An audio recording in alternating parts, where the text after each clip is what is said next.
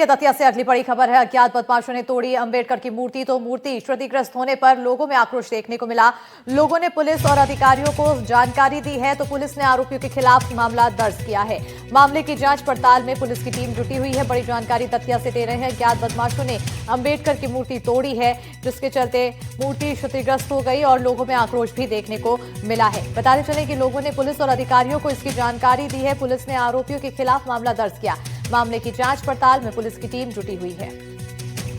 सुबह के टाइम यहाँ बताया गया कि किसी अन्य लोगों ने, बाहर के लोगों ने आके किसी ने पत्थर मार दिया। 2 अज्ञात के खिलाफ पुलिस ने एफआईआर दर्ज भी कर ली है और दूसरी मूर्ति मंगाई जा रही है, जिसको वहाँ स्थापित की जाएगी। वहाँ तक अभी उसको ढकवा दिया गया मूर्ति को। यहाँ सभी लोग अच्छे लोग हैं, सब सामाजिकता की व्यवस्था रहती है। यहाँ कोई ऐसा मामला नहीं है कोई जात पात का या अन्य प्रकार मामला हो। सब लोगों के द्वारा स्थापित कराई गई है मूर्ति को। सामान्य वर्ग भी उसमें शामिल रहा, अन्य वर्ग भी सब शामिल रहे और आज भी सब शामिल हैं। शांति है, किसी प्रकार का कोई विवाद की स्थिति नहीं है। जिन लोगों ने ऐसा कृत्य किया उसके खिलाफ कड़ी कार्रवाई करने के लिए निर्देशित किया गया टीआई साहब को। तो एफआईआर भी हुई, आगे कार्रवाई भी होगी। क्या कहना है इस पे? आज रात के 12 बजे के बाद इस तरह की घटना, एक आपत्तिजनक घटना, किसी महापुरुष की मूर्ति को क्षति करना एक बहुत निंदनीय है। इस प्रकार से सभी लोगों के अंदर दुख व्याप्त है, क्योंकि जो बाबा साहब को मानने वाले लोग हैं, इस बाबा साहब अम्बेडकर ने भारत का संविधान सभी लोगों को दिया। ये किसी जाति विशेष के लिए नहीं है।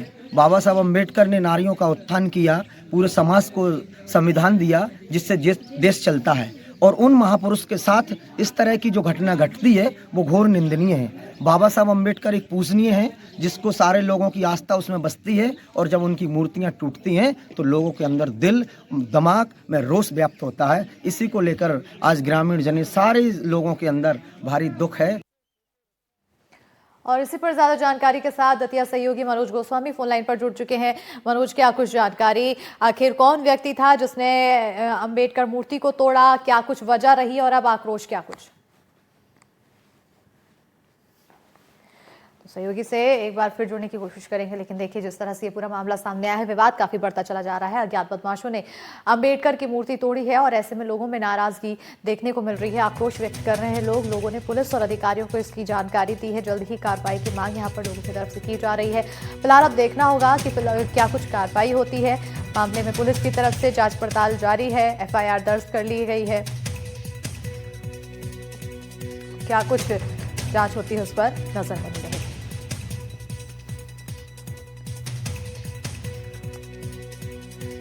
दतिया से ये बड़ी जानकारी, जहां पर अंबेडकर की मूर्ति तोड़ने को लेकर विवाद बढ़ता जा रहा है। कुछ बदमाशों ने, अज्ञात बदमाशों ने अंबेडकर की मूर्ति तोड़ी है, जिसकी वजह से लोगों में आक्रोश देखने को मिल रहा है।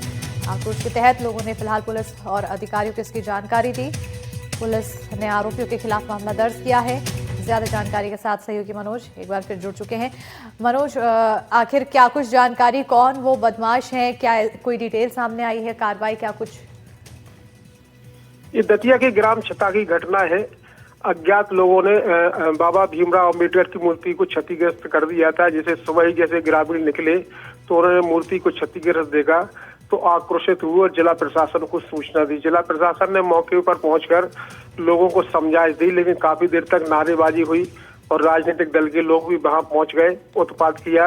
लेकिन आखिरकार पुलिस ने नियंत्रण में किया और ग्रामीणों और प्रशासन के बीच समझाइश बैठी। उसमें बाबा भीमराव अंबेडकर की मूर्ति को पुनः लगाया जा रहा है और क्षतिग्रस्त जो मूर्ति है उसको हटाया जा रहा है। अभी ये प्रक्रिया चल रही है। फिलहाल स्थिति अभी नियंत्रण में है, लेकिन बदमाश कौन है यह जानकारी नहीं लगी है। पुलिस ने फिलहाल अज्ञात व्यक्ति के खिलाफ आपराधिक मामला दर्ज कर लिया है और मामले की जांच शुरू कर दी है। बिल्कुल, तो फिलहाल जांच लगातार जारी है। अज्ञात व्यक्ति के खिलाफ मामला दर्ज किया गया है। आगे क्या कार्रवाई होगी उस पर नजर बनी रहेगी। बहुत शुक्रिया मनोज तमाम जानकारी देने के लिए।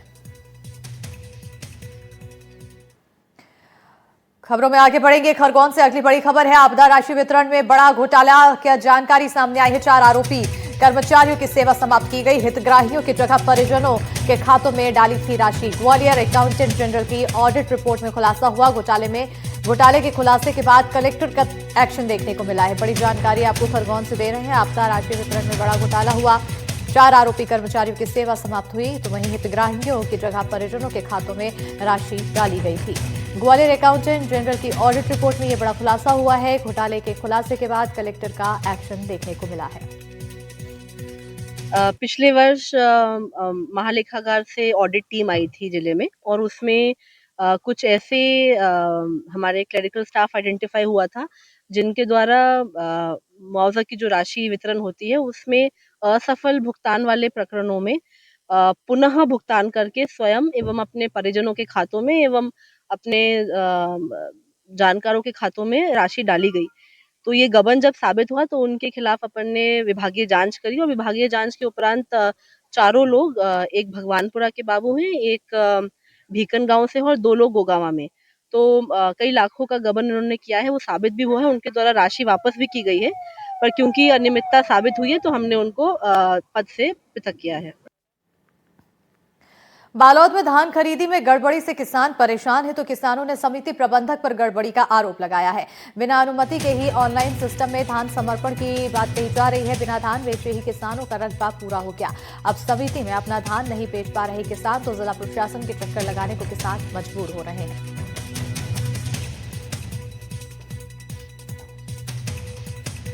देखिए, मेरे पास किसान, ये तो दर्रा के किसान हैं जो मेरे पास आए थे और 2-3 किसान सूरत सोसाइटी से भी आए हुए थे और मेरे पास कई ऐसे किसान आए हैं जिन्होंने एक शिकायत किया है कि उनका धान बिना उनके अनुमति से समर्पण कर दिया गया है और न ही उनका सिग्नेचर लिया गया है। और जब वो ऑफलाइन ऑनलाइन टोकन कटाने के लिए जब देखते हैं, खोलते हैं पोर्टल, तो उसमें ये लिखा जाता है, पोर्टल में शो होता है कि आपका धान नहीं बिक सकता क्योंकि आपने समर्पण कर दिया है कि मैं धान नहीं बेचूंगा। ये एक ही किसान का मामला नहीं है, मेरे विधानसभा में बहुत सारे लोग आए हैं और इसी मामले को लेके आज मैं कलेक्टर से मिलने आई थी। कलेक्टर के संज्ञान में लाई हूँ कि ये मामला है, तो उन्होंने कार्रवाई की, देखे हैं, बात की, तो उसमें ये कहना है कि बाई मिस्टेक हुआ है। मैं ग्राम दियाबाती का कृषक हूँ। मेरा 5.5 एकड़ का ज़मीन है जिसमें मैंने सिर्फ पहला टोकन लेके 42 कुंटल 40 किलो धान बेचा हूँ। जब मैंने दूसरे टोकन के लिए अप्लाई किया ऑनलाइन तो उसमें मेरे को पता चला कि मेरा टोकन खाता समर्पण कर दिया गया है। इस टाइप के सोसाइटी से लिख के मेरे को मिल रहा था मेरे मोबाइल से। जब मैंने सोसाइटी में जाके पता किया तो वो लोग बोले खाता समर्पण गलती से कर दिए हैं के। उसके बाद मेरे को कोई इस टाइप के लिखित जानकारी नहीं दिया कि मेरे धान कब बिकेगा और किस टाइप के बिकेगा, उसका मेरे को कोई जानकारी किसी प्रकार से लिखित रूप से मेरे को नहीं मिल रहा है। और मेरे को 10 तारीख से मेरा खाता को बंद कर दिया गया है, समर्पण कर दिया गया है और मेरा अभी तक कुल बचा है उसमें 72 कुंटल 80 किलो बचा है धान बेचने के लिए। और मैं रोज़ सोसाइटी का चक्कर लगा रहा हूँ लेकिन किसी प्रकार से कोई भी मेरे को लिखित जानकारी या संतुष्टिजनक जवाब नहीं मिल रहा।